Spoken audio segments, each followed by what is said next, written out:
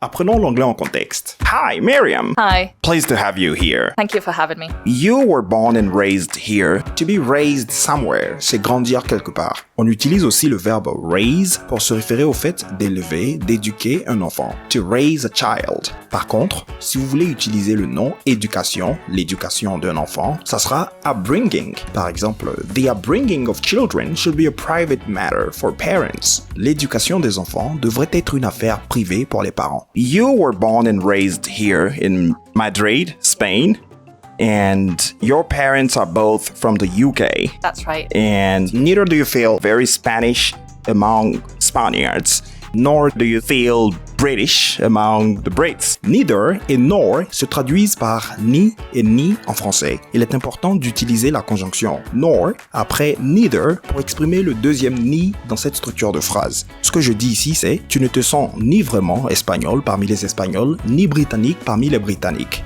So, how does that happen? I think that is referred to as third culture, right? Yeah, that's right.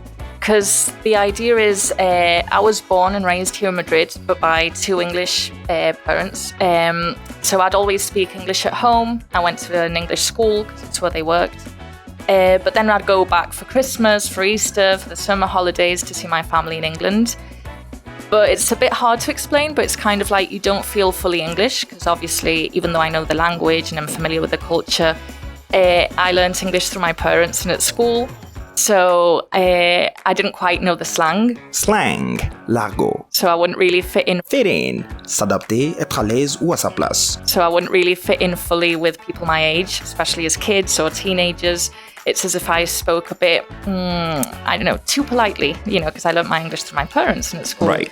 I wouldn't be swearing or anything like that. To swear, c'est jurer à la base. Dans ce contexte, on dira dire de gros mots. And then amongst Spaniards, it's just like small things, like, small cultural differences, like maybe humor. I do feel that I might be more inclined towards English humor, maybe. To be inclined towards something, c'est être enclin à quelque chose.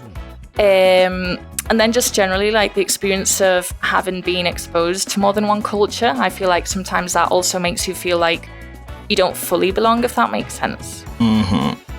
And, well, it's funny and interesting to notice that you could pick up a perfect British accent. To pick up an accent, dans ce contexte, c'est prendre un accent. Mais dans un autre contexte, pick up signifierait comprendre. Picking up someone's accents, or what they say, pourrait alors se référer au fait de comprendre, saisir les dires d'une personne. So the context will tell. You could pick up a perfect British accent while living here in Madrid, and you've never lived in the UK as such. No, I haven't, yeah. So I guess the British culture prevailed at home. To prevail, prévaloir. Yeah, it was easier for my parents because both of them are English. Like now I'm in a marriage where my partner's Spanish and we're bringing up our kids. J'élucidais en début de vidéo le terme upbringing qui signifie l'éducation. C'est en fait le substantif du phrasal verb bring up qui signifie élever, en particulier élever un enfant. Un synonyme de raise. And we're bringing up our kids. I'm trying to speak English to them. Right. He obviously speaks Spanish and they're exposed to more Spanish. Mm-hmm.